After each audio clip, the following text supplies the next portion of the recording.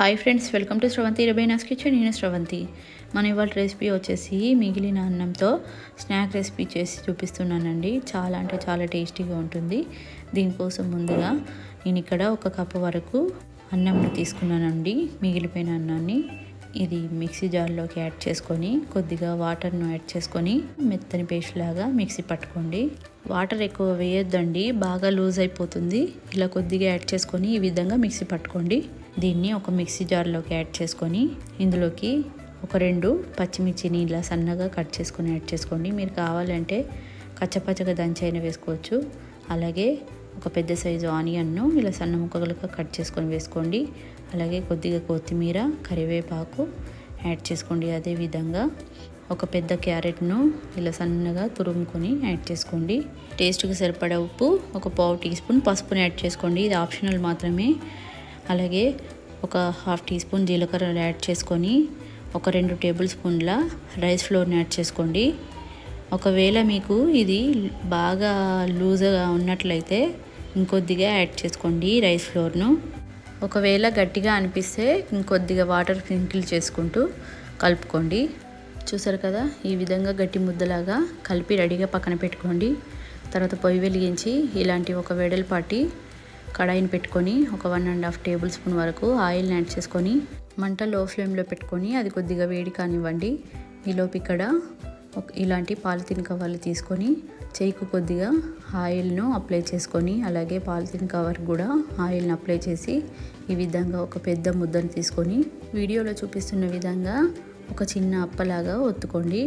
ఇలా చేసుకున్న అప్ప మీద కొద్దిగా నువ్వులను వేసి దానికి అతికే విధంగా ఇలా ఒత్తుకోండి. అదేవిధంగా వేరొక వైపు కూడా నువ్వులను వేసి అవి అతికే విధంగా ఒత్తుకోండి. ఇలా నువ్వులు వేసి చేయడం వల్ల చాలా అంటే చాలా బాగుంటాయండి టేస్ట్. కాబట్టి కంపల్సరీగా నువ్వులు వేసుకోండి. ఇలాగే మీకు కావాల్సినన్ని చేసుకొని కడాయిలోకి వేసుకోండి. ఇలా కడాయిలో పట్టాన్ని వేసుకొని మంట లో టు మీడియం ఫ్లేమ్లో పెట్టుకొని మూత పెట్టి 1 నిమిషం పాటు ఉడికించుకోండి. తర్వాత మూత తీసి ఇలా ఒకవైపు బాగా కాలిన తర్వాత మరొక వైపు టర్న్ చేసుకొని మళ్ళీ మూత పెట్టుకొని 1 నిమిషం పాటు ఉడికించుకోండి. వీటిని వెంటనే టర్న్ చేయకూడదండి, ఎందుకంటే బాగా సాఫ్ట్గా ఉంటాయి. కాబట్టి ఒకవైపు బాగా కాలిన తర్వాత మాత్రమే మరొక వైపుకు టర్న్ చేసుకుంటూ 2 వైపులా కూడా ఈవెన్గా కాల్చుకోవాలి.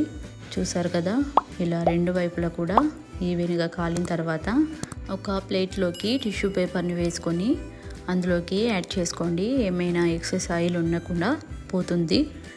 ఇలాగే మరొక వైపు కూడా కడాయిలో పట్టే అన్ని వేసుకొని 2 వైపులా కూడా ఈవెన్గా కాల్చుకోండి. ఏమైనా మీకు ఆయిల్ తగ్గినట్లు అనిపిస్తే ఇలా కొద్దిగా ఆయిల్ వేసుకొని 2 వైపులా కూడా ఈవెన్గా కాల్చుకోండి. ఇలా చాలా తక్కువ ఆయిల్తో డీప్ ఫ్రై చేయకుండా చాలా సింపుల్గా ఈ విధంగా చేసుకోవచ్చండి. మిగిలిన అన్నంతో చాలా బాగుంటాయండి.